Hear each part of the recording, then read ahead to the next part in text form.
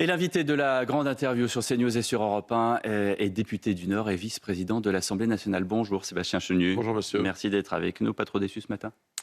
Comme tous les Français, on croyait, on espérait en cette équipe des Bleus qui s'est bien défendue tout au long du parcours. Moi, je ne suis pas un spécialiste de foot, je ne vais pas Député du Nord, vous la raconter. Le foot et le Nord, c'est Ah oui, le foot et le Nord, fusion. Mais à Denain, on a une belle équipe de basket, donc il n'y a pas que le foot dans la vie, mais évidemment, on préfère voir son pays triompher. Donc déçu, moi je m'attendais, et j'avais plutôt envie de regarder la finale. Je n'ai pas regardé les matchs auparavant, je voulais une finale avec les Bleus. Semblait inarrêtable avec Exactement. l'équipe de Didier Deschamps qui rayonnait dans le monde entier. C'était aussi patrimonial d'une certaine manière de voir cette équipe de France qui faisait des envieux dans le monde entier. Absolument, une équipe qui a été attaquée d'ailleurs aussi de façon bien injuste. Je pense par exemple aux propos de l'ancien Premier ministre espagnol qui était particulièrement déplacé. Bon, elle ne nous a pas fait honte, cette équipe de France.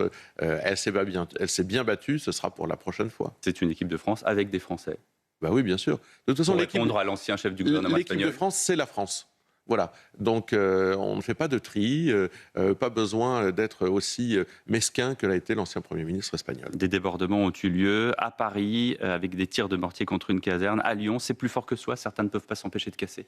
Oui, on est toujours confronté au même phénomène de délinquance, que ce soit lié ou pas d'ailleurs directement à des matchs ou à des événements festifs. C'est toujours la même chose. C'est la délinquance qui s'exprime dans les grands centres urbains en particulier, puisque là, c'était Lyon. Parfois, elle est très aiguë, parfois, elle l'est un peu moins. Mais le problème de la délinquance dans notre pays n'étant pas traité, la surreprésentation des mineurs et de l'immigration dans la délinquance n'étant pas traitée, eh bien, nous serons confrontés aux mêmes perturbations, j'allais dire, à chaque grand événement. À partir du moment où on ne traite pas la cause. Non, pas du tout. Pas du tout. Pas du tout. J'ai l'impression que le gouvernement, lui, s'y est habitué et qu'il a essayé d'habituer les Français. Puisqu'on ne traite pas un problème de fond, il revient. Nous, on a envie de traiter le problème de fond. La justice des mineurs, on a fait un certain nombre de propositions. Responsabiliser les familles, ça fait partie des propositions. La part de l'immigration, ça fait partie. Bien sûr. Et moi, je pense qu'il faut taper très dur. Vous savez, quand on regarde ce gamin du canal Saint-Martin qui s'appelle Hamza, mais on se demande ce que font les parents, sincèrement, qui tiennent en respect le canal Saint-Martin. Alors après, on veut parler à Donald Trump et à Vladimir Poutine, on n'est pas capable de faire régner l'ordre sans que ce soit un ordre qui empêche les gens de s'amuser, hein, je veux dire, parce qu'un gamin terrorise tout le monde. Je veux dire, à un moment, la justice des mineurs, ce gouvernement ne l'a jamais prise à bras-le-corps, la responsabilité des familles, oui, je pense qu'il faut taper fort, oui. Le gouvernement l'avait pourtant mis sur la table, c'est le Conseil constitutionnel qui avait retoqué. Oui, d'accord. Ça fait 10 ans qu'ils sont là. Ça fait 10 ans qu'ils sont là. S'ils avaient vraiment sérieusement... C'est y compris le Conseil constitutionnel? Non, c'est Emmanuel Macron et ses gouvernants et ses équipes gouvernementales. Ça veut dire que se trouver en but face au Conseil constitutionnel, c'est une chose, mais quand on a eu 10 ans pour travailler des projets de loi sérieux, on ne se retrouve pas dans ce genre de situation. La réalité, c'est que ça a été du bricolage. C'est du bricolage depuis des années. Les 2 incendies en Seine-et-Marne sont fixés mais pas éteints. Les pompiers ont lutté contre le feu qui a ravagé 2000 hectares. Ils étaient à un moment donné 850 sur place pour lutter contre le feu. 4 personnes sont en garde à vue. Stupeur lorsqu'on apprend qu'un pompier volontaire aurait allumé l'un de ces feux avec un briquet et de l'essence. Qu'est-ce qu'on fait contre ces gens-là, contre ces pompiers pyromanes? Comment est-ce qu'on les punit? Bon, il y a deux choses dans le problème. Il y a comment on punit les auteurs, qu'ils soient pompiers pyromanes ou qu'ils ne soient pas pompiers, mais qu'ils soient juste des pyromanes. On sait très bien qu'il y a chez ces délinquants-là une fascination pour le feu. C'est ce qui amène parfois des professionnels du feu à être eux-mêmes pyromanes. 10 ans de prison voilà. Lorsque quelqu'un décède dans l'incendie. Oui, parce qu'ils passent aux assises. Je pense que là aussi, il ne faut pas avoir la main qui tremble. Et là aussi, il faut les punir très durement parce qu'effectivement, il y a des vies humaines qui sont en jeu, mais il y a aussi un capital forestier, un capital naturel qui est en jeu. Et on le voit avec la forêt de Fontainebleau, qui était une des forêts les plus belles d'Europe et qui, évidemment, est très abîmée. Donc là aussi, sur les peines, il faut aller très dur. Mais sur la sécurité civile, il faut mettre des moyens. J'ai vu que lorsque Gabriel Attal a été Premier ministre, il a réduit les moyens de la sécurité civile. Il a fait des coupes dans la sécurité civile, qui ont eu des conséquences. On a acheté moins de Canadair. On le paye aujourd'hui. Marine Le Pen s'était exprimée en 2022 devant les professionnels de la sécurité civile. Et il y avait les moyens, la nécessité de mettre des moyens, mais il y a aussi le statut des sapeurs-pompiers professionnels, de l'ensemble des forces qui concourent à la sécurité civile de notre pays. Évidemment, ça entre dans notre plan qui nécessite de redonner des moyens à la sécurité, qu'elle soit civile ou pas, dans notre pays. Sur l'aspect pratique et aussi parce que nous sommes en période de vacances d'été, Philippe Tabarot, le ministre des Transports, qui était à votre place hier matin, disait qu'il n'était pas certain de rouvrir l'autoroute A6, axe majeur pour ces vacances d'été. C'est une des conséquences de cet acte fou. Oui, alors il y a autre chose quand même. On s'aperçoit dans notre pays, et c'est là où le pays est affaissé sur lui-même. Vous avez cet incendie majeur de la forêt de Fontainebleau, la SNCF est débordée, les trains dysfonctionnent pendant 5 jours, l'autoroute est fermée. Vous avez une jeune fille, le drame qu'on a connu avec Liana, qui est assassinée. Vous apercevez que des centaines de dossiers s'entassent dans les greffes de notre pays. Vous avez une canicule. Mettez tout sur la même étagère. Non, mais je vous explique simplement dans ma démonstration. Vous avez une canicule, vous apercevez que rien n'est climatisé. En réalité, il suffit d'un événement douloureux pour le pays pour s'apercevoir que notre pays est affaissé sur lui-même, que plus rien ne fonctionne vraiment, que c'est le royaume quelque part de la débrouille. Les Français sont obligés de faire avec un État affaissé. La justice, la santé, la sécurité, on s'aperçoit que dans notre pays, il y a une espèce d'illusion du fait que ça puisse fonctionner. En réalité, plus rien ne fonctionne vraiment. C'est là aussi où j'en veux au déconstructeur Emmanuel Macron, qui a beaucoup abîmé notre pays sans rien solutionner. Sébastien Chenuvillard, nous avons assisté à un clair-obscur entre le 14 juillet à Paris et le 14 juillet à Nice, 10 ans après le terrible attentat au camion sur la promenade des Anglais qui a fait 86 morts, 400 blessés, des enfants traumatisés à vie également.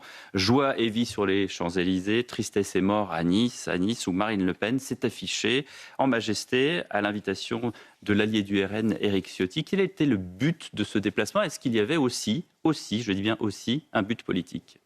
Mais Marine Le Pen a été invitée, et elle était avec Jordan Bardella, qui l'était tout autant, par Éric Ciotti, qui a invité l'ensemble des présidents de groupe et des présidents de partis politiques. Certains se sont fait représenter, certains n'ont même pas daigné répondre. Et je crois qu'il y avait la volonté de communier avec les Français, de dire aussi qu'il ne faut pas oublier que la menace islamiste reste une menace excessivement importante dans notre pays. Voilà, ça c'est, je pense, le premier geste, ou en tous les cas le premier message sur l'attentat lui-même. Pour le reste, je crois que Éric Ciotti a accueilli des anciens présidents de la République qui ont des sensibilités excessivement différentes, des présidents de groupes politiques tard dans la soirée, qui ont des sensibilités différentes également. Et donc derrière, ça veut dire aussi de l'unité. Et Marine Le Pen, c'est probablement la candidate de l'union, de l'unité. C'est celle qui veut réunir les Français. Je pense Justement, hier, on a vu effectivement la photo, Éric Ciotti, Marion Maréchal, Jordan Bardella. Certains observateurs disent qu'Éric Ciotti est là pour jouer un rôle d'unité dans cette fameuse union des droites que veulent certains électeurs de droite, mais que Marine Le Pen, jusqu'à présent, ne voulait pas. Mais Marine Le Pen, je vous parlais d'unité et d'union nationale, mais j'entends bien, ne veut pas être restreinte. Pour avoir une union nationale, il faut avoir une union des électeurs. Oui, mais elle ne veut pas être restreinte à un champ politique. Marine Le Pen, elle n'est pas là... Est-ce que c'est un bon calcul, Sébastien Chenuvillard? Je pense qu'il faut dépasser très largement le champ politique. Vous êtes comme Emmanuel Macron, vous voulez dépasser les clivages. Enfin, lui a fait l'inverse. Il n'a pas dépassé les clivages. Il a pris le pire de la gauche et le pire de la droite. Nous, on ne compte pas prendre le pire de la gauche, le pire de la droite. Ça ne nous intéresse absolument pas. Donc vous allez prendre également des électeurs de gauche. On se dit qu'il faut unir. Mais des électeurs de gauche votent déjà pour nous. Vous savez, moi, je suis élu d'une circonscription. Je suis le premier élu qui ne soit pas de gauche et des responsables depuis 1958. Mais je ne sais pas, ça dépend sur quoi ils sont d'accord avec nous. Moi, je pense qu'il y a des gens de gauche qui peuvent être d'accord avec nous, mais c'est sûr que il y a des gens de gauche, on a vu tous les héritiers du chevènementisme. Moi, je croise beaucoup d'élus locaux, vous parliez de la base, d'élus locaux de gauche qui se définissent comme étant de gauche, qui sont attachés aux valeurs du pays, à l'effort, au mérite, et qui considèrent qu'effectivement, ce n'est pas porté par le camp de la gauche mélenchoniste en particulier. Donc voilà, moi je pense qu'il faut aller au-delà. Les Français, notre pays est abîmé, notre pays est fracturé. Et si vous n'avez pas à la tête de l'État, quelqu'un qui permet d'unir les Français, et Marine Le Pen sera cette femme qui permettra d'unir les Français, alors vous ne pourrez rien tenter pour finalement faire rayonner le pays. C'est l'ambition de la France renaissante, de la renaissance française que porte Marine Le Pen, sur son site d'ailleurs, marinelepen.com, sur lequel chacun peut aller se faire une idée. Voilà, comme ça vous aurez l'adresse du site. Exactement. Le président de la République, Emmanuel Macron, lors du 14 juillet, et même à l'hôtel de Brienne la veille, affirmait que la France était prête à défendre la liberté et le droit au prix du sang s'il le fallait. Comment est-ce que vous avez vous-même apprécié cette phrase ? Bon, Emmanuel Macron en fait toujours trop. On a le sentiment qu'après avoir beaucoup abîmé notre armée, parce que moi je n'oublie pas que lorsqu'il est arrivé, il a d'abord zappé, enlevé un certain nombre de crédits pour l'armée française, pour en remettre plus de 800 millions d'euros, pour en remettre. Doublé, après, nous on l'a toujours voté. Je rappelle que le Rassemblement national, nous avons voté tous les projets de loi de programmation militaire.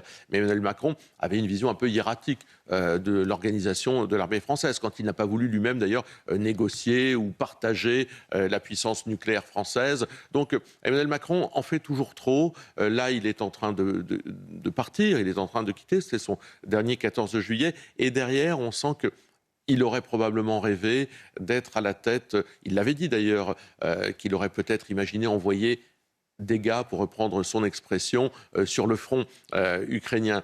Donc Emmanuel Macron, on sent qu'il a ce côté guerrier, alors qu'on aurait besoin, et on a besoin, d'un président qui apaise, un président qui parle à toutes les parties, plutôt que d'un président qui se voit co-belligérant. Mais vous avez regretté la présence de Volodymyr Zelensky hier, vous, dans la tribune présidentielle ? Alors, c'est une tradition française que d'accueillir des dirigeants étrangers, des Américains, des Britanniques, des Marocains, etc., des dirigeants de ces pays sont venus plusieurs fois. Donc je n'ai pas regretté la présence de Zelensky. J'entends qu'on puisse se dire qu'on soutient l'Ukraine. Aucun problème à cela. Y compris lorsqu'on a vu passer des Mirages biplaces avec un pilote français, un pilote ukrainien formé par ensuite, ce pilote moi, ce qui français. m'intéresse, c'est quel est le message que veut envoyer Emmanuel Macron. Si Emmanuel Macron veut envoyer un message en disant la France est leader en Europe, forcément la France est leader puisqu'elle a une armée de format complet, nous avons la puissance nucléaire. C'est la première armée d'Europe. Pas besoin d'Emmanuel Macron pour affirmer notre leadership. Si en revanche l'idée c'est de montrer les muscles pour dire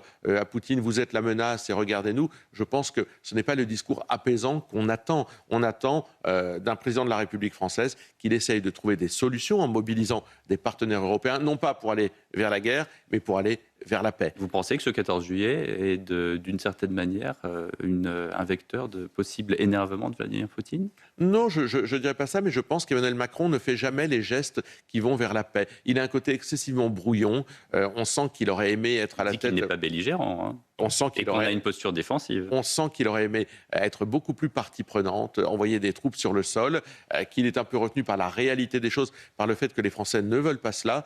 Mais c'est un président qui, je crois, n'a jamais cultivé beaucoup l'idée d'organiser la paix. Le texte sur la fin de vie arrive en ce 15 juillet, Sébastien Chenu devant les députés pour un vote solennel. Et voilà que, surprise, le Premier ministre va soumettre au Conseil constitutionnel l'examen de 3 des aspects les plus controversés du texte. D'abord, le délai de rétractation des malades qui ont demandé une aide à mourir, la délicate question de la volonté libre et éclairée des majeurs protégés, l'obligation de tous les établissements de santé ou médico-sociaux de pratiquer l'aide à mourir. Qu'est-ce que ça traduit ? Est-ce que pour vous, cela traduit un désaccord au sommet de l'exécutif ? Alors, peut-être. Simplement, il y a le fond. Moi, je trouve que c'est intéressant que le Conseil constitutionnel... D'abord, peut-être sur le fait qu'on sait bien qu'Emmanuel Macron veut... J'ai vu le Figaro qui titrait qu'Emmanuel Macron veut passer en force sur le texte. En tout cas, c'est une promesse de longue date qu'il a faite. Et là, Sébastien Lecornu, on sent bien qu'il y a un doute. Oui, mais il y a un côté un peu faux cul, pardonnez-moi du terme, de Sébastien Lecornu à traduire ce texte devant le Conseil constitutionnel au moment où on arrive à la fin, le jour du vote de ce texte. On n'a pas le droit d'avoir un doute, même au dernier moment. Mais surtout, vous avez vu que l'écart s'est resserré entre les votants pour et les votants contre. Mais ce n'est pas un problème de constitution, la réalité.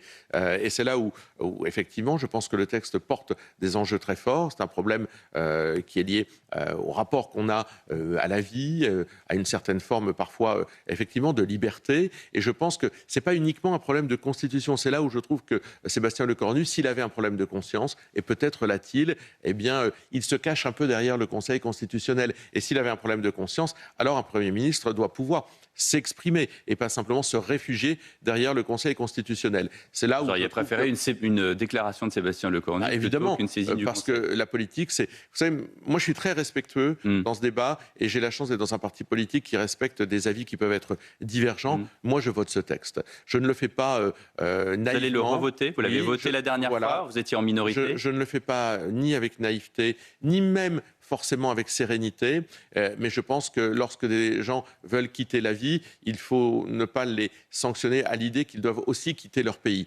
Je pense que c'est accorder une liberté. On peut avoir un débat, moi je respecte beaucoup les opinions, et ce débat, ce tourment qui peut m'habiter en votant ce texte, je l'assume. Je vois que Sébastien Lecornu, lui, se derrière d'autres. Et ça, j'aime moins, voyez. Et vous assumez, vous aviez été 19 députés RN qui avaient voté pour l'euthanasie la fois dernière. Michel Houellebecq a écrit une tribune dans le Figaro où il cite un poète et sénateur de l'Irlande libre, William Butler Yeats, qui dit ceci: « Quelques marges tiennent encore, mais l'une après l'autre, les digues cèdent et nous sommes submergés par cette mer noircie de sang. Partout on noie les saints élans de l'innocence. » Est-ce que ça n'est pas suffisant pour vous, Sébastien Chenu, de voter contre ce texte sur l'euthanasie? Non, mais je ne veux pas que ce débat se résume à l'idée de faire culpabiliser ceux qui le votent. Moi, si je le vote, c'est en conscience. Je crois que cela accorde un droit que je crois nécessaire. Il y a des problématiques, elles ont été très bien résumées dans celles qui sont déférées devant le Conseil constitutionnel, sur le délai de rétractation, par exemple, sur les majeurs protégés, par exemple.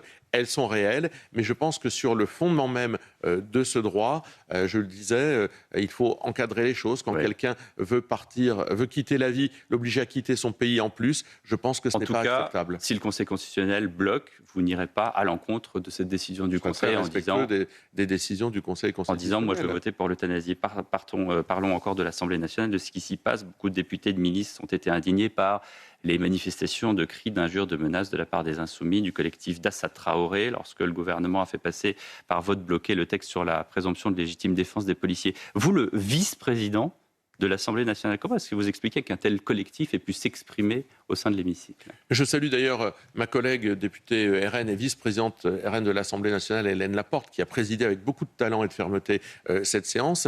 Le débordement est venu des tribunes de l'Assemblée nationale, encouragé par les députés de la France insoumise dans l'hémicycle, totalement inadmissible que des gens d'extrême gauche, invités par la France insoumise, se mettent à insulter la représentation nationale. Est-ce qu'il va falloir faire du tri sur les invitations pour il va falloir être totalement exigeant, en tous les cas, sur le mode de comportement. Mais quand vous n'êtes pas exigeant sur le comportement des élus dans l'hémicycle, comment voulez-vous l'être sur le comportement des invités en tribune? À partir du moment où on accepte que des élus insultent, que des élus se tiennent mal, déploient des drapeaux palestiniens, et que tout cela ne soit pas suivi de sanctions à la mesure de l'insulte qu'ils font à leurs collègues députés et à la représentation nationale, c'est-à-dire aux Français, vous ne pouvez pas exiger la même chose des gens qui sont dans le public. Donc d'abord, ça passe par une reprise en main, j'allais dire, d'un climat à l'Assemblée nationale qui doit être serein pour travailler au bénéfice des Français. Et sur cette loi elle-même, sur cette loi riposte qui inclut cette légitime défense des policiers, quel est votre avis? Nous avons voté évidemment, puisque ça faisait partie, c'est un peu une victoire idéologique pour nous, puisque c'était cette loi sur la présomption de légitime défense pour les forces de l'ordre. Nous la portions dans notre programme, nous l'avions déposée dans une niche, et à l'époque, aucun macroniste, aucun LR n'avait voulu nous suivre. Donc même si c'est repris par une autre majorité, vous êtes content qu'elle passe? Mais oui, parce que nous, quand quelque chose va dans le bon sens, surtout lorsqu'on a été peut-être les premiers à le porter ou à l'imaginer, on le soutient, et nous l'avons soutenu. Nous avons vu en face, mais comme lorsque Jean-Luc Mélenchon attaque la Bravem, la volonté toujours des forces LFI et écolo, c'est les mêmes, ils sont associés de la même façon, à s'opposer à tout ce qui peut rétablir de la sécurité et de l'ordre dans notre pays. La haine de la police qu'ont ces députés d'extrême gauche est insensée, peut-être tout simplement parce que pour eux, police nationale, le fait que ce soit national, ça les gêne. Idem, la loi Berger proposait un conseil des ministres débattu à l'automne, qu'en pensez-vous? Mais tout ce qui va dans le sens de plus de fermeté, de plus de sécurité est attendu dans le pays. Mais ça ne suffira pas. Nous étions en début de conversation sur l'idée qu'il faille traiter les causes. Lorsque vous traitez la cause de la justice des mineurs, lorsque vous traitez l'immigration qui est surreprésentée également dans la délinquance, vous faites un grand pas. C'est la raison pour laquelle nous commencerons, et Marine Le Pen, si les Français lui font confiance, par donner la parole aux Français sur un référendum sur l'immigration. Vous avez vu l'actualité internationale, le blocus d'Ormuz. Ici même, Philippe Tabarot, ministre des Transports, n'excluait pas que l'essence et le diesel coûtent plus cher. D'ailleurs, ça commence. Est-ce que c'est un... Et c'est là la très mauvaise nouvelle pour les vacanciers français cet été. Raison pour laquelle il ne faut pas laisser les Français seuls devant leur pompe à essence. L'essence, enfin le pétrole avait baissé. Les Français n'ont quand même pas vu des répercussions exceptionnelles. Vous allez demander à nouveau la baisse des taxes ? Nous demandons simplement une TVA de façon pérenne qui soit ramenée à 5,5% de façon pérenne, ce qui éviterait... Vous allez la redemander, sachant que sans doute un dispositif gouvernemental pour les gros rouleurs va remettre... Enfin, ce dispositif, on n'en a jamais vu la couleur. La réalité, c'est que le gouvernement a gagné du temps, qu'ils n'ont aidé personne. Il faut des politiques qui soient pérennes, qui nous évitent justement d'être confrontés à des fluctuations pareilles. Merci beaucoup, Sébastien Chenu, et bonne journée. Merci.